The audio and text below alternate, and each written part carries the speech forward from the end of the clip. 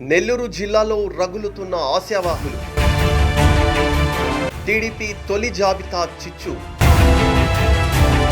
బహిరంగంగానే అసంతృప్తి వెళ్లగక్కిన బొల్లినేని. కాకర్లకు టికెట్ ఇవ్వడంతో మనస్తాపం. అమీతుమీకి సిద్ధమైన సీనియర్ నేత. అసంతృప్తులను బుజ్జగించే పనిలో చంద్రబాబు. తెలుగుదేశం పార్టీ విడుదల చేసిన తొలి జాబితాతో అసంతృప్త జ్వాలలు రేగుతున్నాయి. ప్రకటించిన 94 మంది జాబితాలో తమ పేరు లేదని కొంతమంది, సొంత నియోజకవర్గంలో కొత్త వారికి చోటు కల్పించడంతో మరికొంతమంది నిరాశకు లోనయ్యారు. ముఖ్యంగా నెల్లూరు జిల్లాలో సీట్లు ఆశించిన ఆశావాహులు చాలా మందే ఉన్నారు. ఆనం రామనారాయణ రెడ్డి, మేకపాటి చంద్రశేఖర్ రెడ్డి, బొలినేని వెంకటరామారావు, సోమిరెడ్డి చంద్రమోహన్ రెడ్డి తదితరులు ఈ జాబితాలో ఉన్నారు.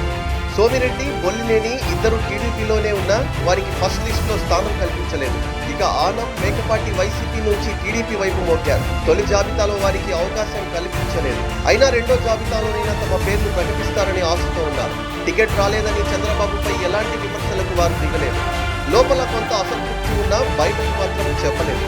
కానీ ఉదయగిరి నియోజకవర్గం బొల్లినేనికి కాకుండా కొత్త అభ్యర్థికి సీటు కన్ఫర్మ్ చేయడంతో ఆయన తీవ్ర నిరాశ చెందారు. ఈ విషయాన్ని బహిరంగంగానే ప్రకటించారు. ఉదయగిరి టీడీపీ ఇన్ఛార్జిగా కాకర్ల సురేష్ కు అధిష్టానం టికెట్ కన్ఫర్మ్ చేసింది. దీంతో బొల్లినేని వెంకటరామారావు కలత చెందారు. టికెట్ ఆశించి భంగపడి తన ఆవేదనను, అసంతృప్తిని మీడియా ముందు వెళ్లగక్కారు.